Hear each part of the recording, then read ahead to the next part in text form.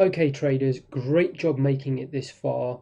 I know it's been a lot of information to take in, but I hope you can see why it was absolutely necessary and important to cover everything in depth, because if I just give you a footprint, end of the day, you're not going to really know what it is or why we're using different candle types or what the advantages or disadvantages are, which are going to be detrimental to your use of it and the effectiveness of your use of it when you're actually using it to trade. So again, well done for making it this far. This bit should hopefully be a little bit easier because it's just looking at basic supply and demand methods. So what do I mean by that? Well, what I want to do is get into the meat of the footprint. So the sort of metrics that institutional traders are using it for. Up until now, we've obviously had to look at the background of it, some of the more boring stuff, just so we knew what was actually going on. Now we know what's going on, we can actually start to understand how can we use this. So the first thing is delta, guys. Absolutely fundamental to any type of volume analysis, whether it be on the footprint or whether you're using cumulative delta, which we're going to come on to later in the charts. Delta is essentially at the core of all types of volume strength analysis. So what do I mean by that? Well, probably easier if I just get rid of this. And I said I didn't want to bring the depth of market in, but literally it's going to be, you know, just a few minutes, just so I can, it's easier for me to show you this point here. There is a slight complication with delta, but in trading, where is there no complication? Guys, there's no right or wrong answer, and unfortunately, and you know, let's be honest, this is what makes real trading difficult. Trading how you're supposed to be trading, and why retail trading, retail education, retail brokers have been able to take advantage, because it is hard work. You do have a set of options presented to you and you do have to make a discretionary choice, and that requires some obviously out of the box thinking. Whereas, you know, obviously a lot of what you may have been taught, and forgive me if that's not the case with you, you know, I don't want to say it's the case for all of you, but obviously the majority of you, especially if you've come from a non-institutional background, will have been given easier methodologies and said, look, that is the right way. That doesn't require you to have out of the box thinking. Why am I saying all of this anyway? Let me get to the point and it will make sense. Basically, with delta, guys, it's literally the difference between buying and selling. All right, so that's what I said. This is actually more simple looking at or reading the actual statistics than understanding the background. Obviously the background is quite hard work, building up that understanding. Basically we spent the whole foundation course to understand market orders versus supply.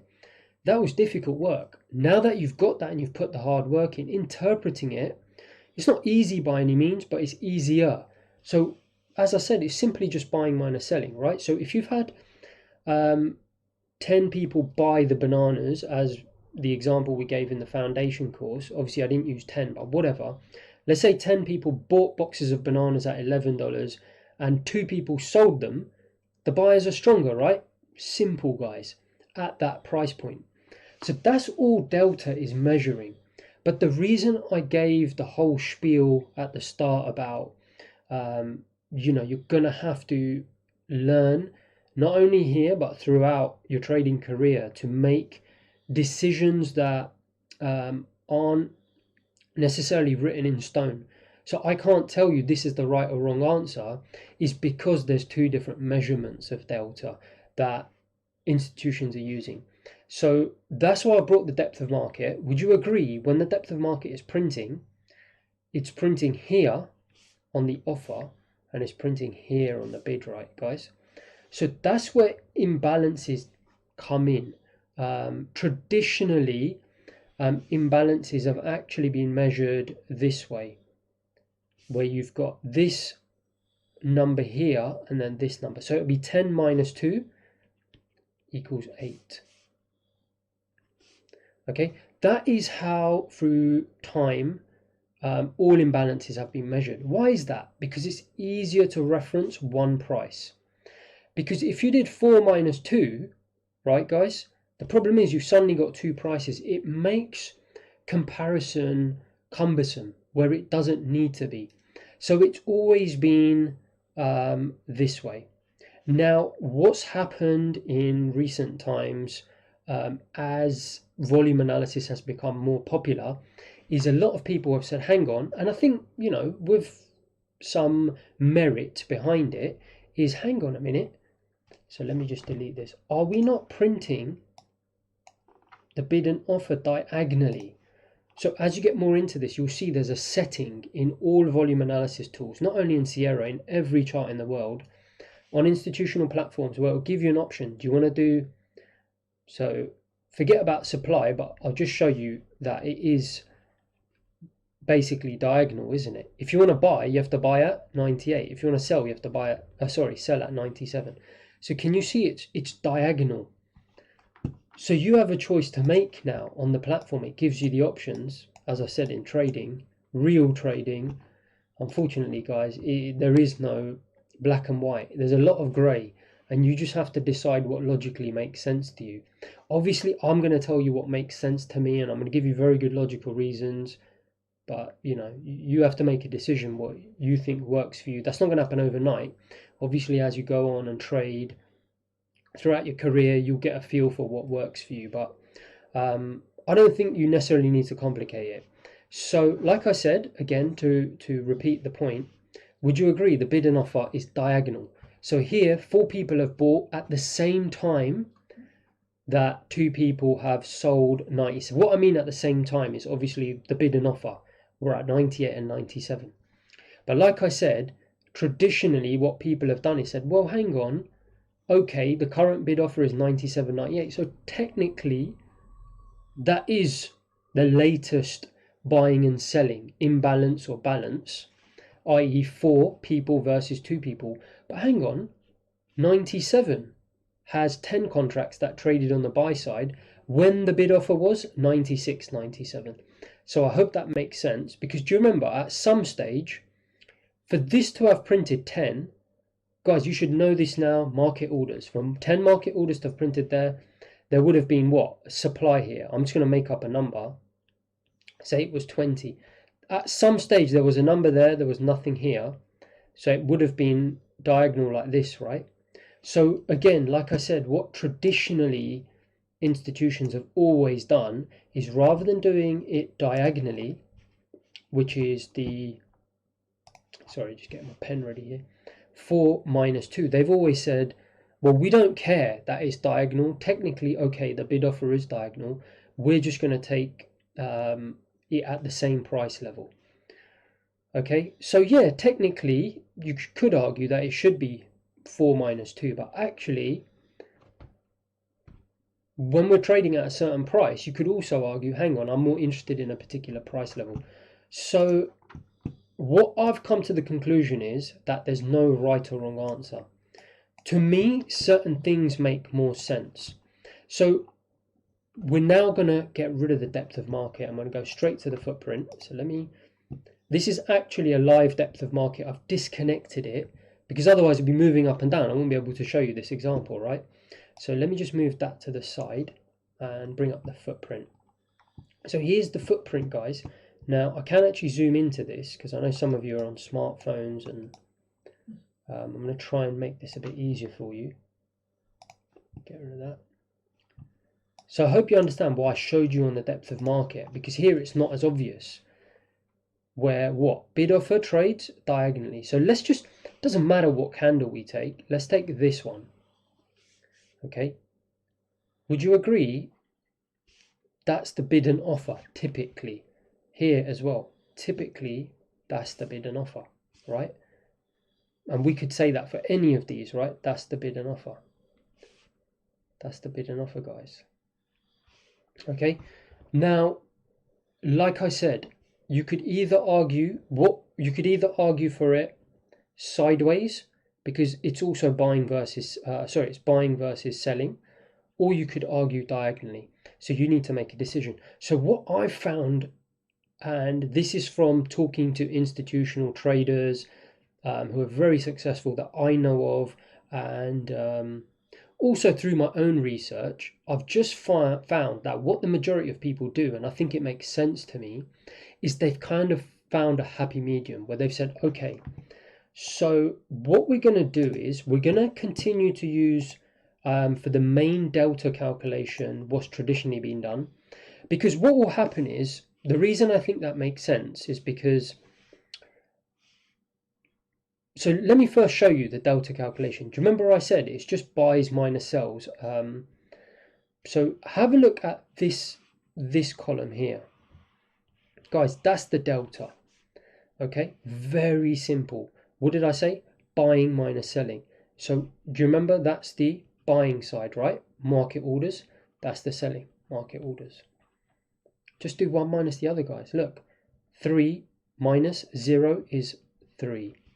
6 minus 4 is 2. Okay, 65 minus 12 is what? 53. Okay, what does that mean? It just means there were 3 more contracts bought. You can think of it in very simple terms. There were 3 more buyers than sellers at this particular price, whatever price that was. Let me zoom out of that. Just get rid of this. Okay, so probably quite handy if I could have the price. Unfortunately, because of the zooming function, I can't, but you may have to do this on your desktop to really get it, guys. Maybe if I zoom in, if you have a look at this one, 123.62, right? What does that mean? Yeah, on the bid offer, it was 8 versus 2. But actually, that involves 2 prices, doesn't it? It makes it complicated unnecessarily. So what we can do is when we measure delta, I prefer to use traditionally what traders have always used historically before they gave you that second option, which is to use the single price. At 123.62 there were 8 buyers and 3 sellers. Kind of makes sense, you know, even if you're in the open marketplace for any good, as I talk about all the time, you know, like chocolates, wine, whatever it is. It's always, or bananas, it's always nice to know it at one price point, isn't it? You wouldn't say, oh, when the bid offer in bananas was 10 versus 9, even though technically it's correct. You would say, well, at $10 there were 8 buyers and 3 sellers. Traditionally it kind of makes sense, but technically it's not correct, because as we know, you can't buy and sell at the same price. So it's a slight technical nuance. So what I prefer to do is do what makes logical sense to me for the main delta calculation. So can you see that it's simply 8 buyers minus 3 sellers, so 5, and that's why it's green and showing as plus 5, because it's strength on the buy side. Where it's red, it's more sellers than buyers, guys. So let me show you that. Again, I want you to do this obviously in your own time as well. Okay, so I am actually able to show you the price. I apologize. Sorry, you'll have to forgive me. I'm not, obviously I'm a trader, not a presenter, so I'm not familiar with half of this stuff. But let me really zoom in for you here. There you go. So can you see at this price point, which is 123.57 in pound dollar, it's 29 minus 10 is what? Minus 19 in red. Why? Because the selling side was stronger at that price. Okay, so when I said there's a compromise, so where is the compromise, guys? So the imbalance, essentially, there's 2 ways of measuring imbalance. There's this type of traditional delta, and then there's also the new type of imbalance, which I said is on the bid offer. So what I've done to find a nice happy medium is I look at both essentially, and I look at them in different ways. So this is why it makes sense to me. So forgive me, I know it sounds like I'm not getting to the point, but actually what it is I'm building myself up to it, because like with most things, it's not necessarily just a straightforward answer. So I'm just making sure that I'm presenting this in the right way, because I want to zoom out a little bit and you'll see why in a second. All right. Okay, so the new type of imbalance looks at it as I said, diagonally, right? So what I've decided to do, and again, this is what I've found from speaking to many friends who are institutional traders, is they've decided to do as well. And it's kind of nice because I decided to do it and I find out that everyone else decided to do it, which kind of makes me reaffirm that what I'm doing makes logical sense. So what I've said is in individual candles, where I'm not necessarily referencing it to another area when I'm coming back to it. So what do I mean by that? So let's say here I'm looking at this delta price. What I like to do with that type of delta is when I'm coming back to it to test this area again, I like to look at it as an individual price because it makes sense to me. We've gone up, we'll come back to that price. However, when I'm looking at it individually within one candle, I like to look at it diagonally. Okay, that's where the coloring comes from. What that does is it allows me to basically cover both my bases. It allows me to cover diagonal, delta, and also delta sideways. So how do I do that? Well, what I do is, and the market has, you know how with a lot of things that you use on your retail platform, there'll be a standard setting. The standard setting is basically 3, the imbalance. So what does that mean? That means that essentially it's either buyers over sellers, the ratio is greater than or equal to 3, or sellers over buyers, but obviously that would be negative. So it's, that would be less than or equal to -3, right? So what do I mean by that? So let's have a look at this. Buyers over sellers here. Let's look for some imbalances. Well, you can see them straight away where it's green, isn't it?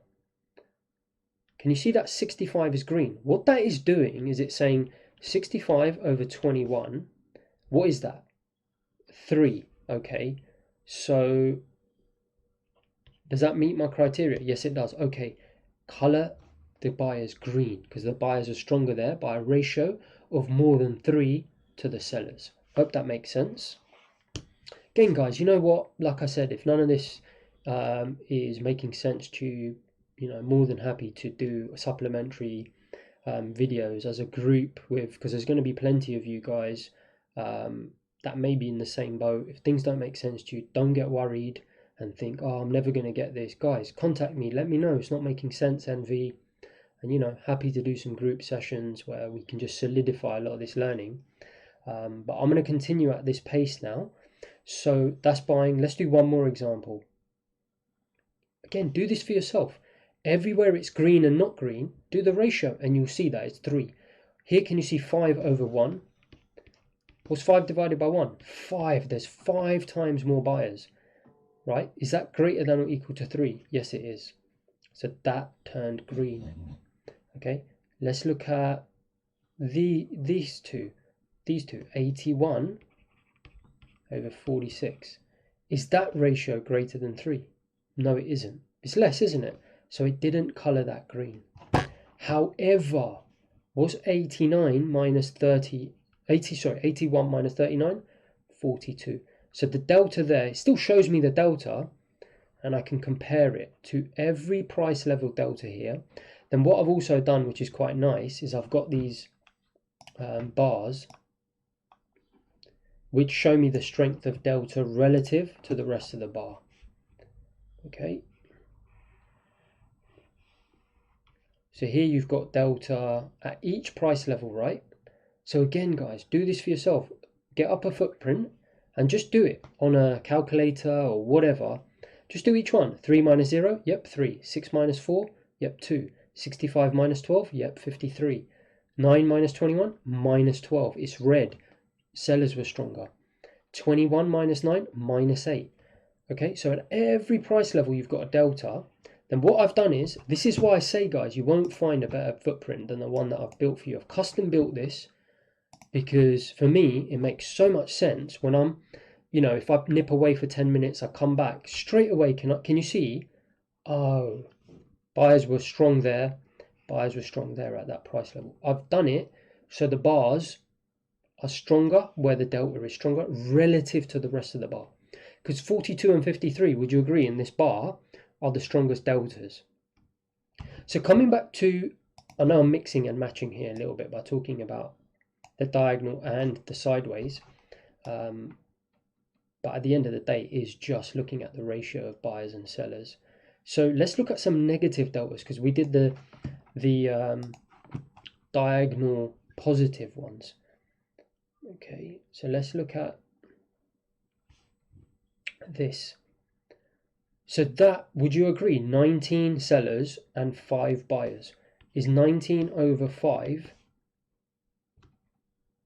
greater than 3? Yes, it is. Now, the reason I put the negative sign is because obviously, in reality, it's minus 19, right? Because 19 sellers, so it is obviously less than or equal to minus 3, but it doesn't really matter. The point is that it's 19 sellers over 5. So is the ratio greater than 3? Yes, it is.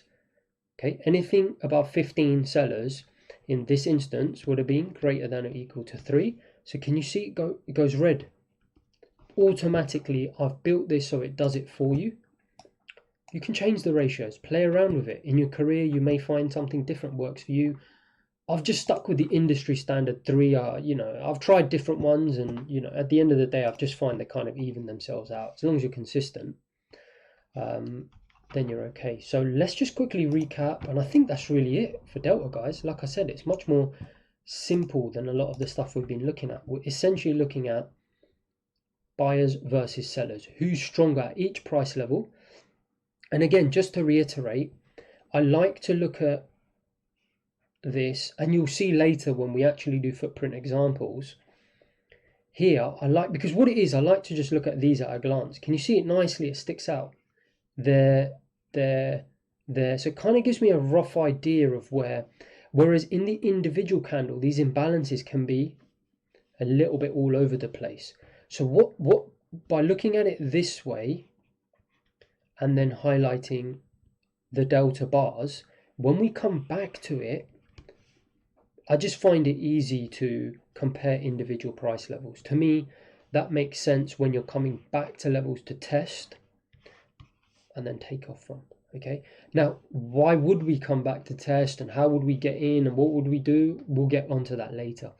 The whole point of this exercise is literally to explain to you what the delta is and why not only me, but also all institutional players are looking at it generally on an individual candle diagonally to figure out where's the imbalance is. Imbalance, what does that mean? More buyers and sellers, an imbalance, or more sellers than buyers.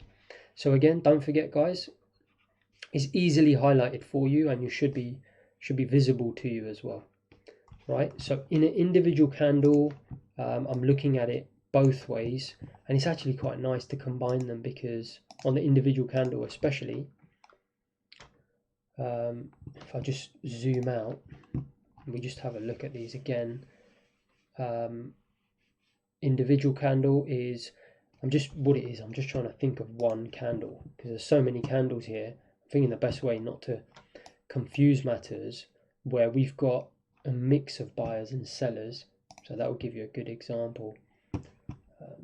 Again, let me just move this across so you can see the price.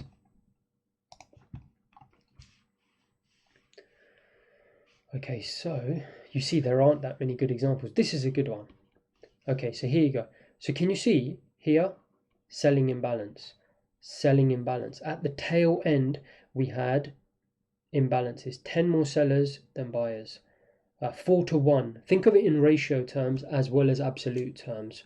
But for now, I don't want to complicate matters. Just think of it as ratio, and we'll come on to what is a big and small number for us to look at. But you can see there again, 32, more sellers than buyers. Whereas here, we had more buyers and sellers on the diagonal basis, more buyers and sellers. So what I like to do is, and then I'll combine it with the sideways delta, which is minus 25, which is 32 more sellers than buyers. So do you see, this is actually quite a strong selling area on its own. Obviously, it depends where we are on the chart contextually. If we're in the middle of nowhere, it's meaningless. But if we're at a crucial area we're looking to trade at, we've not only got a diagonal imbalance, 32, we've also got a sideways imbalance, which is typically what delta is referring to, minus 25. So that's the delta. All right, guys, so that is delta on an individual basis. Now what we're going to do, just crank it up a little bit, and we're going to look at delta summarized in the table below. So again, I haven't really seen much of this anywhere. I'm just trying to, like I said, I'm not a presenter, I'm trying to figure out how to get this zoomed out again. But you can see this delta change, max delta, min delta, and delta percentage. So let's go over what these are. Now you know what delta is individually on an absolute basis within each candle. Let's look at what this is. And look, we'll revisit all of this again. So if that didn't make sense, don't worry, it will when we revisit and do some examples. So basically, let's look at this table first. Okay, traders, so we're looking at this table here, which is actually a very useful table, which, like I said, is custom built just for you. You won't get this on any footprints. You may have the option for one or two of these individual options, but as you'll see, I've combined some stuff to really help you notice if buyers or sellers are being trapped. Because ultimately, to understand what's going on in this table, it's probably best we actually start to think about what we're actually looking for in the footprint. Well, as you know, I'm looking for, as you may have seen on my posts before, or when I discussed this in the Discord room, is I'm looking, guys, for people to get aggressively selling, because what happens if people are selling into a move that's going to reverse? As soon as it starts reversing again, then what they're going to have to do, guys, they're going to have to bail. We call it puking on a trading floor, but basically they're going to have to exit, aren't they? To exit, what do you have to do? Buy. So at the end of the day, the more that they've sold, would you agree, the more they have to buy to drive it the other way? So if I zoom this out again, sorry, apologies for this. If you think of, look, it can be my Discord levels, it doesn't matter. I'm going to obviously talk to you, especially in the orderly markets, about context and finding areas to trade from. And let's say you've got your hypothesis. Now, end of the day, guys, you're not always going to have the same levels as me. This is not, crystal ball territory. Everyone's going to have slightly different levels. It doesn't matter what the level is. The point is, you've got to have absolute faith in your level. But the point is, let's say this was an area of interest. Like I said, we're going to get into this a bit later, context. But let's just take it for granted for now that that is an area you had marked, as you see sometimes, well ahead of the session. I'll have areas I'm interested in. What I'm looking for, guys, is I'm looking for people to aggressively sell into here, get trapped, and then it starts to move against them, and they do what? Start panicking, buying, panicking more, buying. Think about it. When you're in a short and the market starts going the other way, what do? You start to get worried. So would you agree we need to find a measure of how short? This is short. Obviously, it works for longs as well, just the opposite way. But we need to find a measure of how short are these sellers as they're getting in to this area of interest. So that's what essentially this table is going to help us to do. It's going to help to tell us how short the sellers are getting, because obviously, as I said, the shorter they're more aggressively they're getting trapped into sell positions, into areas where I want to buy, they're going to help my buy position move in my favor, isn't it? Because the more people that are selling, the more people that need to buy, or the more contracts that need to be bought. So we've already said delta, right? Delta helps us measure what? The strength of the buyers versus the sellers, or sellers versus buyers. So think about it. It is strength, but it's also strength in the sense of showing me where the market's got pain points. Now, what do I mean by that? Well, what did I just say? I want to find out where sellers are selling aggressively so that I can trade against them, right? Now, what does that mean? Well, as we said, the delta is what? The difference between buyers and sellers. So obviously I want to see what? Sellers be stronger in terms of delta. So forget about diagonal delta for the minute, because as I said, the way we're measuring it here is aligned at the same price point.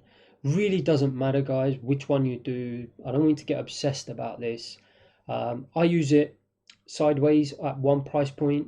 If you want to go off and do it diagonally, that's fine. Like I said, on individual candles, I don't mind doing it diagonally, because the other thing I forgot to mention is, as the candle is forming, we're trading diagonally. So I don't mind looking at imbalances on a single candle diagonally, but when I'm looking at a candle as a whole, and areas as a whole, obviously I like to look at it in terms of price.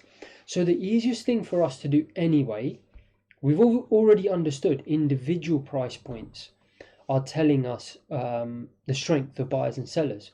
Well, guys, what do I want to know? I want to know whole areas as we're selling, right? As we're selling into my, do you remember I had this little area? I want to know as a whole. I'm not just interested in one price, am I? Because are people selling at one price? No, they're selling over time. I want to see how trapped are people getting, just how aggressive is the selling. So that's why I designed this table, which I find very useful. So all I'm doing basically, and to be fair, with the first line that you see here, a lot of institutional traders are going to be looking at the delta of the entire candle. So that is all that first number is. So again, I'm sorry to keep zooming in and out, but probably helpful for those of you on smartphones if I just zoom in a little bit more. Okay, so sorry, I'll just clean this up for you. What I was thinking of doing is, let's go over, how many have I got here? 5 candles. So as we're coming into the sell zone, so we got this candle, 2, 3, 4, 5. Let's do it individually. As I said, guys, never take my word for it that this is what I tell you it is. Let's break it apart. And don't forget, this is very different to extracting data out of the chart when using technical analysis. Technical analysis, what's that doing? That's distorting price.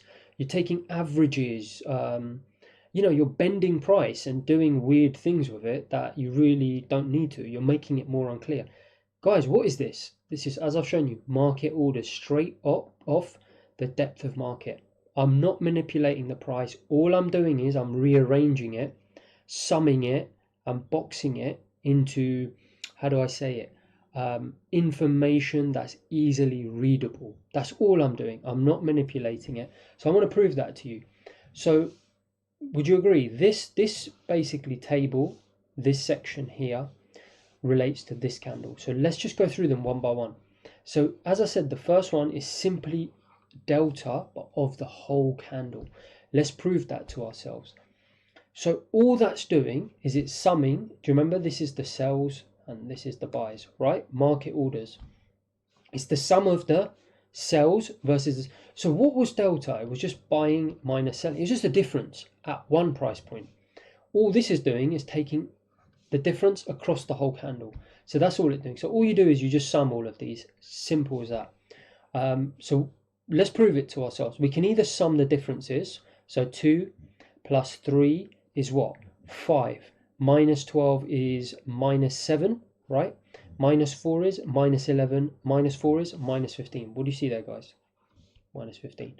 Slow the video down, rewind it, do it yourself if you have to. Let's prove it to ourselves a different way. We're just looking at what? The difference of all the buyers versus all the sellers. So you can see all the buyers here and all the sellers. What's the sum of all the sellers? Right, so I'm going to let you add this up in your own time. I've actually done it here. It comes to 36, okay, and the sum of all the buyers comes to 21. Just to keep the video obviously short. What's the difference between 21 and 36? Minus 15, guys. 36 more sellers than buyers. So yes, this was sellers potentially getting trapped, as in sellers were more aggressive. Like, obviously different traders are going to read this different ways. As you know, a lot of retail traders will get excited by this and think, oh, selling coming in, let me chase it. No, we're being clever here. We're saying, actually, let's let sellers, people who've got FOMO, fear of missing out, that are getting aggressive into selling, let's let them build up selling. Again, that's beyond the scope of this. This is just for footprint. That's more to do with contextual ideas and obviously using the footprint to trade, which we'll come on to. For this, I just purely want you to understand what this is telling you. And all it's telling you is that there's more sellers than buyers. That's it. And instead of on an individual line, it's across the whole candle. Okay, so minus 15. Now, I'm just thinking, what's the best way of doing this? Whether we go through them one by one or whether we go through them across the board. Let's go through them across the board. So what I'm going to do is, for this candle, right, let's just look at delta. So again, it's the sellers in this column and the buyers. So you can pause the video and count it up yourself, but what you will see is that's 69, guys, and that is 66. So what are we saying? 66 buying contracts versus 69 on the sell side. Fairly even, isn't it? And what's the difference? Minus 3. Fairly even, guys. Do you see why I created this table? Guys, I haven't got time to sit there adding this stuff up. This is beautiful. I don't even need to look at a candle. I can just look down and say, oh, on the last Renko bar, buyers and sellers were even. Here, buyers and sellers were slightly skewed to the negative side. This is the problem, guys. I don't mean to paint everyone with the same brush, but in particular in retail, you know, people are obsessed with this idea of, oh, it has to be minus 30 and then I'm going to sell. It has to be minus 40. People are obsessed with looking for the right number. Guys, there's no right number. The problem is the markets are consistently changing, so you need to learn to adapt. Right now, you know, there's coronavirus going on. So actually what I've noticed is these deltas are not going to be that strong in terms of how negative the sellers get. You need to adapt to that. In normal times, I might see very aggressive selling, you know, like delta of a minus 100 or whatever. Nowadays, I'm not seeing it. So do you see, I have to adjust. You just learn to adapt. That's something we'll talk about later. But my point is, it's very subjective, and you obviously need to learn through screen time what sort of delta values over a period of 3-4 bars are suggesting sellers are getting trapped. Now, what I've done to make your life easier and mine is I have put in delta percentage, which kind of gets rid of the need to look at things on such an absolute basis, but we'll come back to that. Because for now, I just want to show you what delta is. So that's minus 3, right? 69, 66 in favor of the sellers. So let's look at the next one. This is, I'm just going to do these really quickly. And again, you can pause the video and prove it to yourself. 136, and then this is 39. Okay, so I'm just adding up this column of buyers, and sellers. Okay, and the difference between 136 and 139 is minus 67. Okay, you could just sum these up because it's just the delta of each individual difference, right? It's just basic stuff, guys. And then over here we've got sellers and we've got buyers. So that is like I said, I'm looking at my sheet because I've done this before. 59, 39. Okay, what's the difference between those two? In favor of the sellers, 20, right? That's why it's red. So now I'm just going to show you one green one, just to obviously prove it to you on buys and sells. This is 307, okay, if you add up all the buys in this column, and then you've got 277 of sells. Okay, so you've got 30. Okay, guys, so that's why it's green. So I've custom designed this to give you nice colors, fading different colors depending on the strength. I've designed all of this for you. And for me, just to make my life easier. So I can look straight away, guys, and this is what I'm doing all the time. I like looking individually at price levels, diagonally, like, oh, there's some strong selling coming in there, but also like to look at the whole candle in summation. So this easily tells me, oh, in that candle, we had 67 more contracts, market orders, than buying market orders. So the sellers were definitely either you could say in control or getting trapped. Obviously, it depends on the context. If you're getting short, this is great for you. If you're looking to get long, this is also great because, again, it depends. If you're coming into an area after a big move, as you know I like to look for, we're looking for this to be a sign for us to buy the market. Whereas if we're looking to get short, then this would be, again, a good sign for us to sell the market. So again, it depends on the context. But essentially, hope you can see that. Do that for yourself. Very basic stuff, guys. Just telling you the strength of buying versus selling. Now, delta change I like to look at.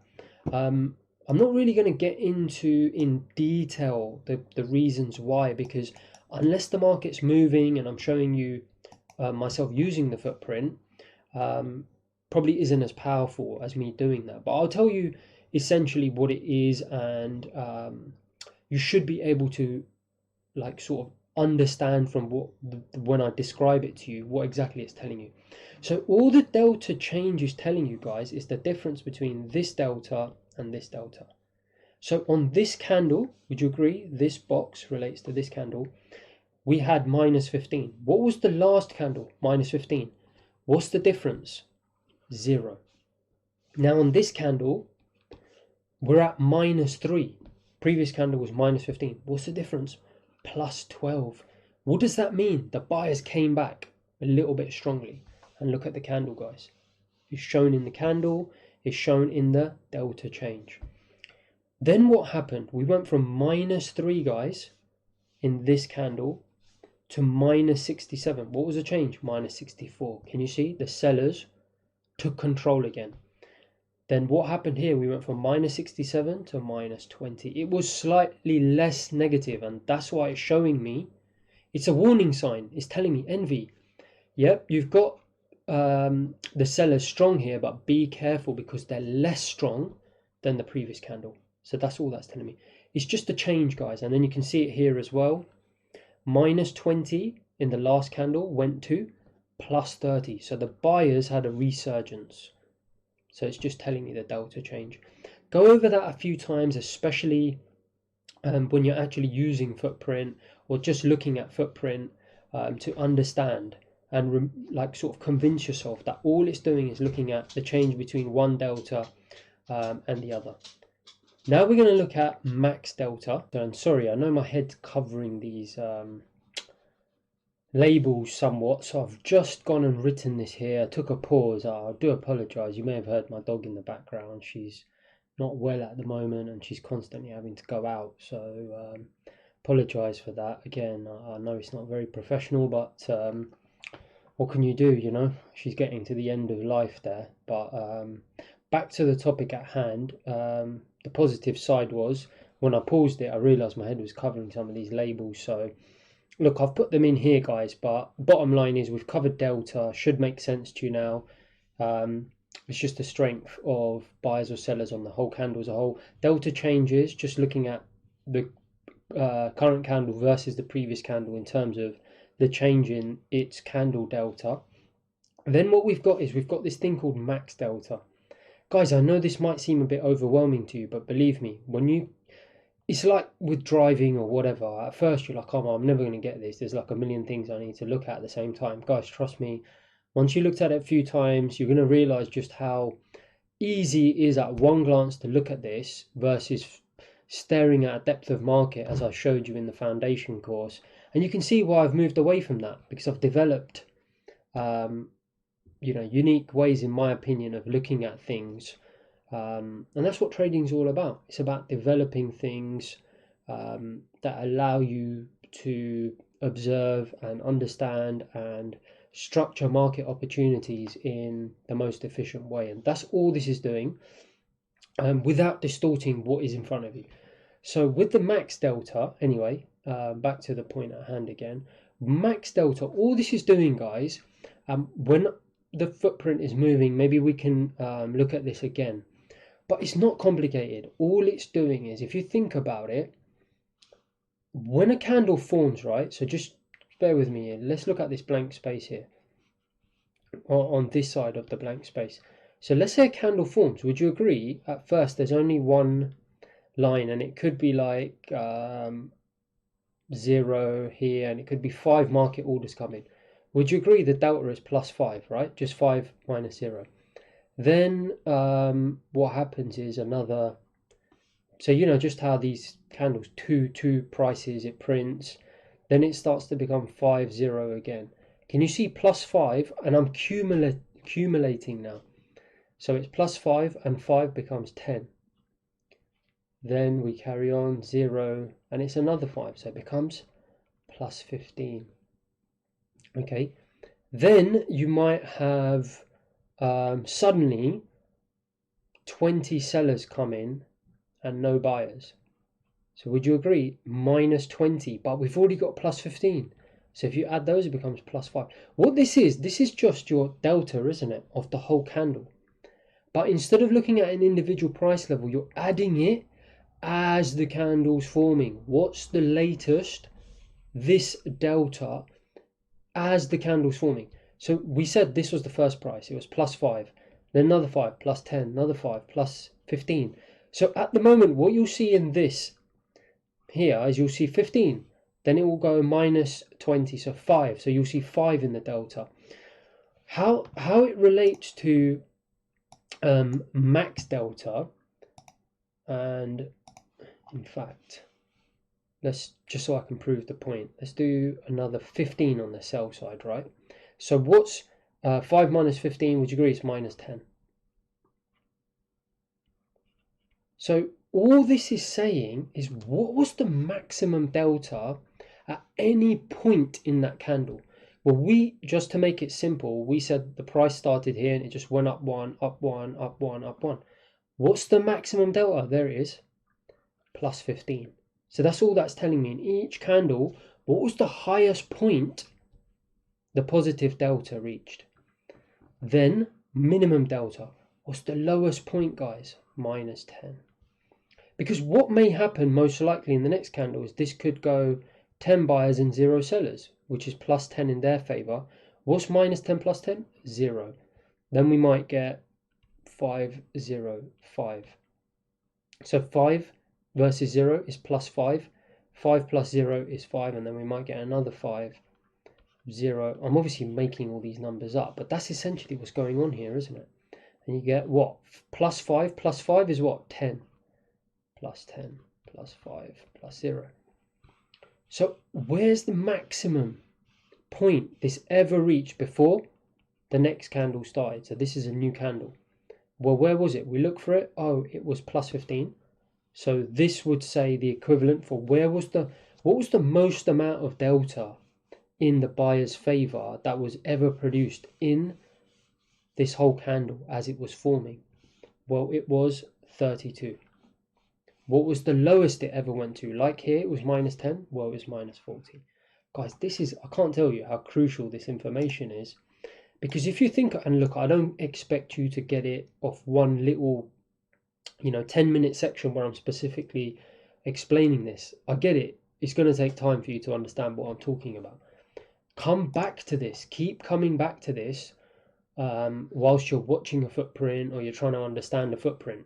Because what you will start to understand is this is incredibly important information in the sense of, if you think about it, if a candle hardly ever had any positive cumulative delta at any point in terms of the buyers, and all it had was very, very negative delta, can you see there were hardly any buyers? That's what it's telling me. So what I look for is, I love to see, if I'm looking for sellers getting trapped, a huge negative delta with very little positive delta.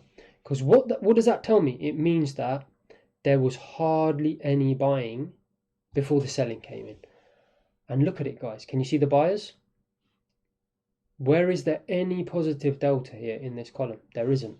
And that's reflected in the fact that positive delta in the whole formation of this candle barely got above 3. At one point, whilst this candle was forming here, it got to +3, probably right at the start when it just opened up. Maybe 3 people bought and no one, and then suddenly it just went collapsed. Because you can see here, they're all sellers at every price level. and that's reflected here. So I love looking at this versus this. Similarly, if we're going up and I'm looking for buyers to get trapped, I like the max delta to be extremely aggressive and the minimum delta to be virtually zero, because that tells me that sellers barely imbalanced the buyers at any price level, right? Because think about it, if they did, then at some stage during the formation of that candle, the sellers would have got some negative delta in, but they didn't. Okay guys, so hopefully that makes sense. Obviously you need practice to really solidify that understanding of that, but I'm going to assume that this at least you can keep rewinding whilst you're watching a footprint to really understand what that means. But just remember, it's just, and watch these numbers changing as you're watching a footprint go up and down to really get yourself to understand this. I'm not necessarily going to do that. I'm going to do it while showing you examples, but I'm not going to do it as part of this exercise because I think it's easier for me to show you when it's static. But for something like max and min delta, just watch it. As it's forming, you'll see throughout the formation of the bar, the highest or the lowest delta it was ever able to achieve throughout the bar. Because think about it, as this bar is changing, this delta number is changing at all times. It only settles when the bar closes, right? Then it moves on. But this number is always changing because buyers and sellers are constantly battling here. So this just kind of tells you the limits that the sellers were able to reach and the buyers were able to reach. So obviously if the limit that the buyers were able to reach was very small, as we see here, and the limit the sellers were able to reach was very large, then of course we know it was aggressive selling. Now finally guys, my favorite is delta percentage. So what this does, and again this is going to seem a little bit complicated at first, but again once you've looked at it a few times it won't. Look guys, at the end of the day, once you get it, you won't need to be calculating any of this stuff whilst you're trading. I mean, this is why I put the table together, because you don't want to be doing this stuff whilst you're in the middle of busy trades. What this is telling me is just another measure in relative terms now, without looking at absolute numbers, of who's in control, sellers or buyers. How is it calculated? Don't take my word for it. I like to look for about 25% in one party's favor or another, depending on context, as I said. But don't take my word for it. Let's break it down, guys. I'm going to show you exactly how you get to 26.32. I've already calculated it and I'm going to give you the numbers, but I want you to go away and just basically make sure that you do this calculation on a calculator or an Excel spreadsheet or whatever yourself. So what all this is looking at as a percentage is who was stronger in terms of buying and selling. So what do I mean by that? Well, what was the total number of contracts traded in this candle? It was what? 36 plus 21, right? 57. Let me just make this a bit thicker. So 57, sorry about this, 57 contracts traded, right? In total. So in basic percentage terms, how many of those 57 were sellers? 36 over 57, right? So that is 63.2%. Again, do this on a calculator. You know, there's no point in me wasting time doing this here. What percentage were buyers, guys? 21 over 57 is 36.8%. So approximately 37% were buyers. Can you see 63%? All I'm doing is I'm taking the difference between those two, guys. Now the difference between those two is 26.32 in favor of the sellers. That's why it's red.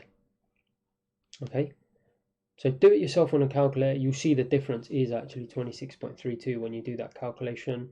I'm quickly going to do this here. So we've got 135, 69 over 35 is 51, 51%, and then you've got 49%. So can you see it's approximately 2%? It's actually 2.2 in favor of the sellers, 51%. So that was a fairly even battle. Can you see it's telling me it's even? The delta was fairly even. The delta change wasn't that great, and the max and min delta doesn't really tell me much. I mean, the sellers were able to get to maximum -13, which isn't really much. The buyers were able to get to a maximum delta in the whole bar of +22. So I know that bar is a fairly neutral bar. Can you see that? All 5 indicators, and I don't mean indicators like retail indicators, I mean indications are telling me that that whole bar was neutral.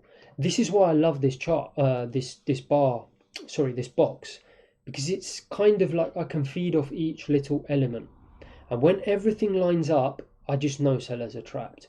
It's not always going to be the case, and it has been a little bit harder when the markets have obviously been, in volatile periods, because hedge funds will pull algorithms. There won't be so much volume, so it can be more difficult to read. But that's about, as you know, things like coronavirus or the 2008 crash, they happen so rarely.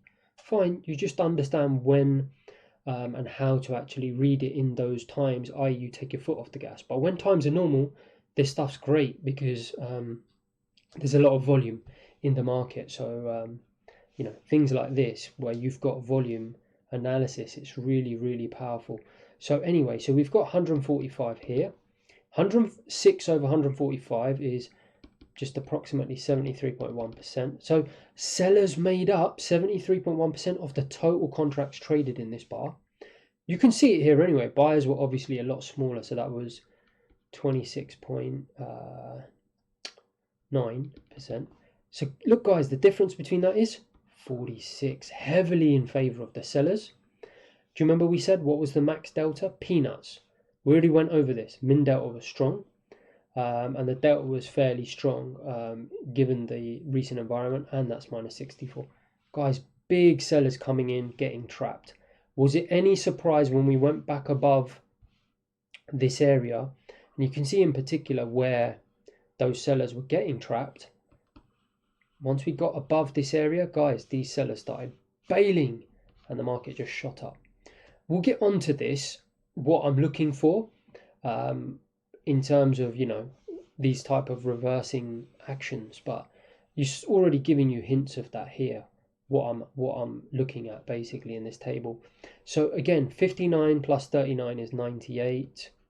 I'm not going to do this here. 59 over 98 is about 60.2, and then 39 over 98 is 39. So that's 20% in favor of the seller. Now I'm just going to do one more so you can see in terms of the buyers, right? So there's a 307 plus 277 is 584. Okay, so of that 584, how many were buyers? Only 52.5%. It's actually 52.6 and 47.4. So fairly even. Difference is 5.4 in favor of the buyers.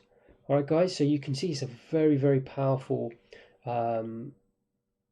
indication of who's in charge, buyers or sellers.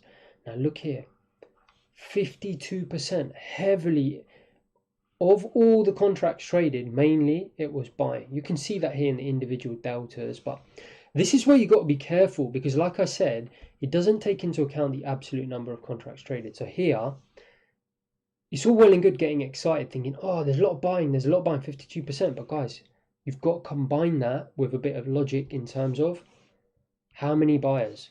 8 for peanuts. So really it's meaningless. And we'll get onto this when we're using the footprint. Ideally, I like to see at least 100 contracts printing on the selling or buying side if I'm looking for aggression from either individually, because that tells me big players are in the market.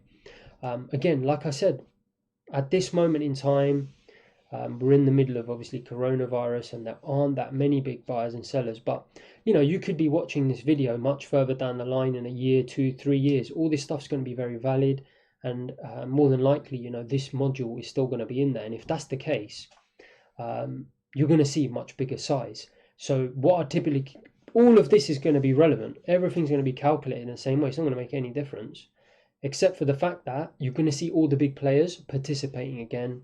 And I'm looking for about 100 contracts plus.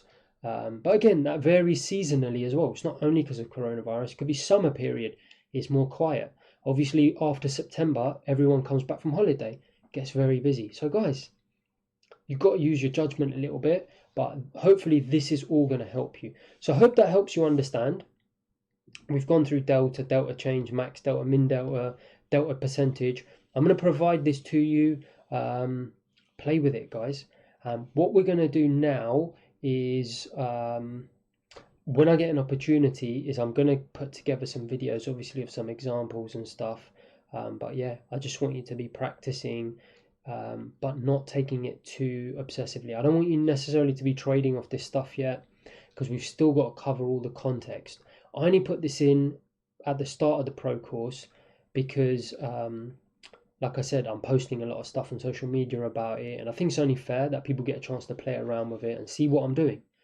But ultimately, guys, this is a very small part of the equation, the trading equation, and in fact, it's a very, almost a tertiary element. There's much more important elements which we're now going to cover in the pro course, and my preference is that you would do those first, but it's fine, no big deal, as long as you're not trading live money on this. Just mess about with it. If you've got any questions, let me know. I'll try and put as many examples as I can when I get some time, obviously, of me just using this and the type of things I look for. All right, guys, thanks.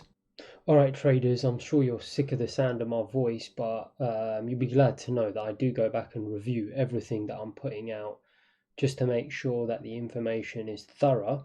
And I had noticed that I'd made an ever so slight error here. So obviously I was rushing, and I put a plus sign instead of a minus sign by mistake. So obviously here, where you had the delta accumulating, as in adding up, so 5 plus 5 is 10 plus 5 is 15, obviously minus 20 contracts will take you to -5. But what I would suggest, it really makes no difference. The principle is exactly the same. It wouldn't have made any difference to the example, but I can be a little bit obsessive when it comes to these minor things. So what I would suggest is that when you come to review this, just treat that as 10. Okay, guys? I tend to be quite pedantic about these things. I'm little bit annoyed that I made that little error, but look, I was rushing through anyway. It's fine, it happens. Really no big a deal. So if you treat that as a 10, it's going to be exactly the same when you come back to review this example. So if the candle opened here, 5 on the delta, all of these are essentially this number changing, don't forget. So 5 plus 5 is 10, plus 5 is 15, and then 10 contracts sold, 15 minus 10 is plus 5. Like I said, I got the sign the wrong way in the previous example, so when I went to do the rest of it, it threw me off a bit. But anyway, like I said, same principle. You got 10 sellers came in now, so you had plus 5. Then 15 sellers came in and you had minus 10. So you see they're all correct then if you just adjust that to 10. And then minus 10 plus 10 is 0, plus 5, right, plus 10. And again, so what would basically be happening is you'll see this number changing. It will go from 5 to 10, then it'll be 15, then it'll be plus 5, then it'll be minus 10, then it'll be plus 0, assuming in a perfect world where the candle's going up. Obviously that isn't happening, but it's just to show you the point. And then it's the same thing. What's the maximum delta across here? Well, it's plus 15. What's the minimum? Minus 10. So that's what you see in the maximum. All right, guys, so apologies for that ever so slight typo that I'd made there, which then threw me off when I did the rest of them. But that's an easy fix for you. Just put the 10 in. All right, guys, thanks a lot. See ya.